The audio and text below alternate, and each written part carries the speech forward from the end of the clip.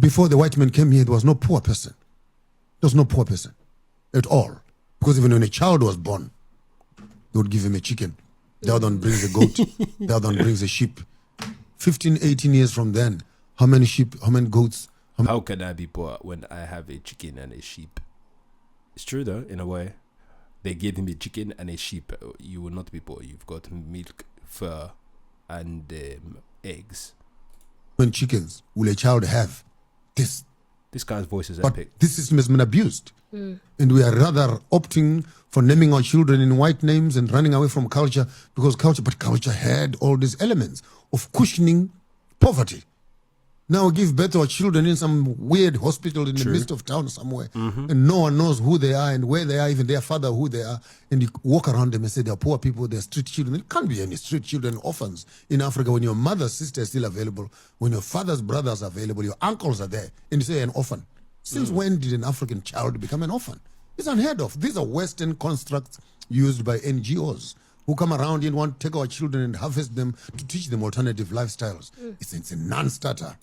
Both sides are true. So is it true that there was no poor people? Obviously, compared to Europeans, Africans were poor because they lived in like huts. They didn't have advanced technologies. I should say, because even my people also were like that. They were poor in a sense, but I get what he's saying. He's saying that the true poverty isn't about your financial wealth.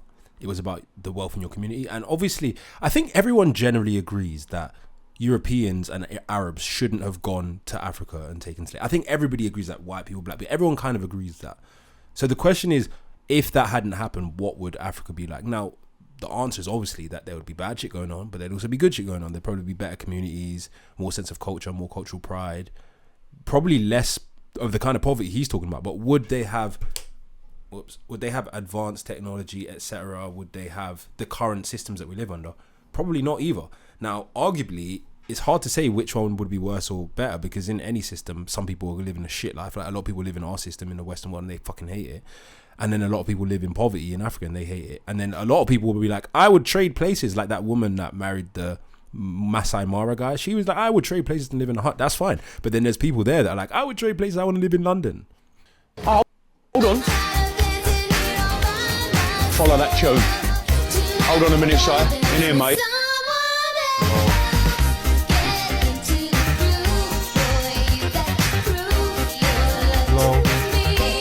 Oh, hold on.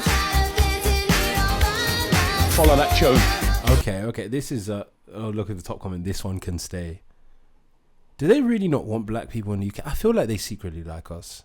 Not like they don't like the bad stuff about us, but like this must make like a like if you don't like black people and you saw this, you have a little laugh. This one can stay. I can see.